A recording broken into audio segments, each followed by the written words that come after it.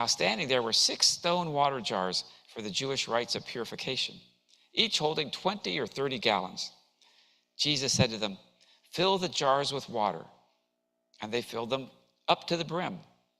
He said to them, "Now draw some out and take it to the chief steward." So they took it.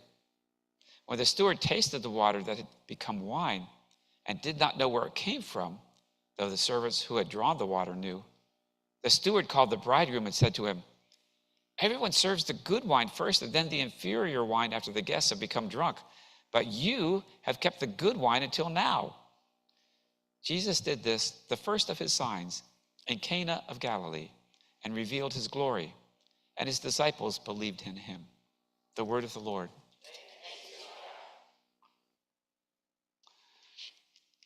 There's something about weddings that brings out the best and the worst in us.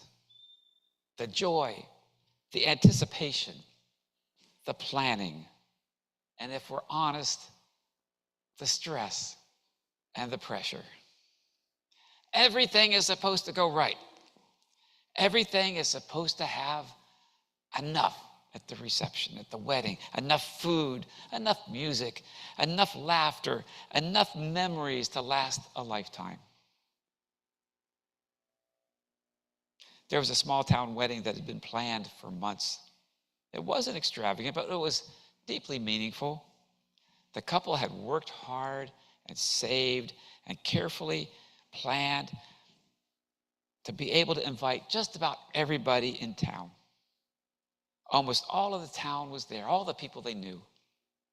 But somewhere in the middle of the reception, a quiet panic began to set in, especially for the parents of the bride, because the food was running out. Not just a little low, but dangerously low. Someone had badly miscalculated. Either there were more guests than were expected, or those Johnson twins were eating more than their share. Either way, suddenly, there wasn't enough to go around. You can imagine the tension they felt. People started whispering in corners, "That's all there is to eat?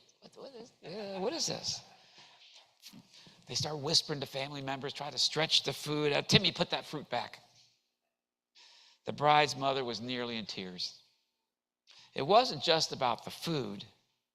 It was about the embarrassment, about failing in front of the whole community, about fear that this beautiful day would be remembered for all the wrong reasons.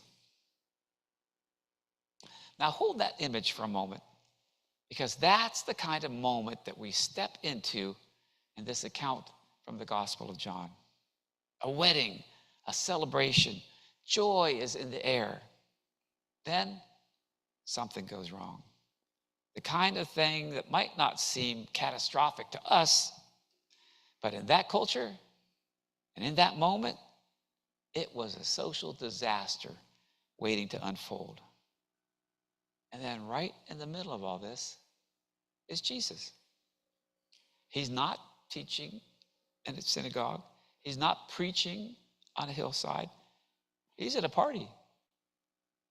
He's present in the ordinary situations of life. And you know what really catches my attention? It isn't just the problem itself. It's the timing. Or maybe better yet, his hesitation. Because when the issue is brought to Jesus, there's this sense that he's not quite ready to help. It's not yet his moment.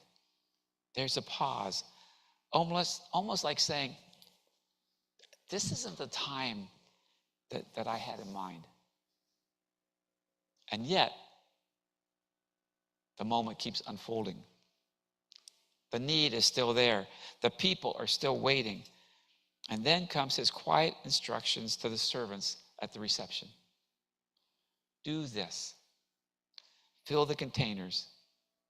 Carry them over. Now imagine being one of those servants. You're not the person in charge. You're not the host. You're not the honored guest.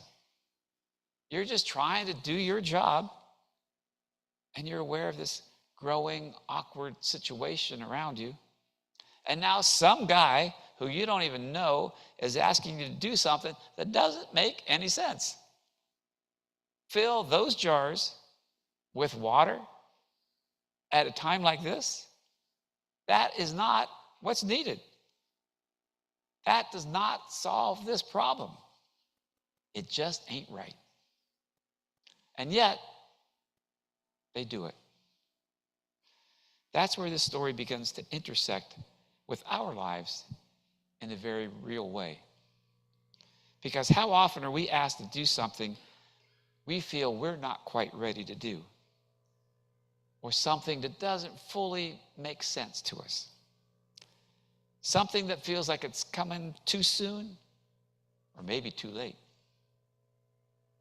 We like to feel prepared. We like to have clarity. We like to know that we do something, that when we do something, we can do it with confidence because we have it under control. But life rarely works like that. You get asked to step into a situation, maybe a leadership role, before you feel you're qualified. Your need to have a difficult conversation before you've figured out all the words that you want to say to this person.